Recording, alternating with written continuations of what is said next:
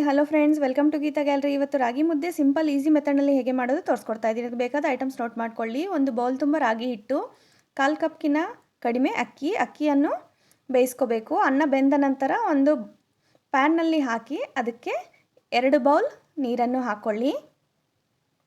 ನಾವು ರಾಗಿ ಹಿಟ್ಟು ಎದರಲ್ಲೇ ತೊಗೊಂಡಿರ್ತೀವೋ ಅದೇ ಬೌಲಲ್ಲೇ ನೀರನ್ನು ಹಾಕ್ಕೊಳ್ಳಿ. ಸ್ವಲ್ಪ ಉಪ್ಪು, 1 ಚಮಚ ತುಪ್ಪ. ರಾಗಿ ಹಿಟ್ಟನ್ನು ಈ ಥರ ಹರಡಿದ ನಂತರ ಒಂದು 5 ನಿಮಿಷ ಇದೇ ಥರ ಬೆಂದ ನಂತರ ಮಿಕ್ಸ್ ಮಾಡ್ಕೊಳ್ಳಿ. ಮಿಕ್ಸ್ ಮಾಡಿಕೊಂಡ ನಂತರ ಚೆನ್ನಾಗಿ ಮಿಕ್ಸ್ ಮಾಡ್ಕೊಳ್ಳಿ. ಮಿಕ್ಸ್ ಮಾಡಿಕೊಂಡ ನಂತರ ಸ್ಮ್ಯಾಶ್ ಮಾಡಬೇಕು. ಈ ಮುದ್ದೆಲೆ ಸ್ಮ್ಯಾಶ್ ಮಾಡಿ ಚೆನ್ನಾಗಿ. ಸ್ಮ್ಯಾಶ್ ಮಾಡಿದ ನಂತರ ಫ್ಲೇಮ್ ಆಫ್ ಮಾಡಿಕೊಂಡು ಕೈಗೆ ತುಪ್ಪವನ್ನು ಸವರ್ಕೊಂಡು ಮುದ್ದೆಯನ್ನು ಕಟ್ಟಿ ಸರ್ವ್ ಮಾಡಿ. ಇದಕ್ಕೆ ಶೇಂಗಾ ಚಟ್ನಿ ಸಾಂಬಾರ್ ಜೊತೆ ಕಾಂಬಿನೇಷನ್ ತುಂಬ ಟೇಸ್ಟಿಯಾಗಿರುತ್ತೆ. ರಾಗಿ ಮುದ್ದೆ ರೆಡಿಯಾಗಿದೆ.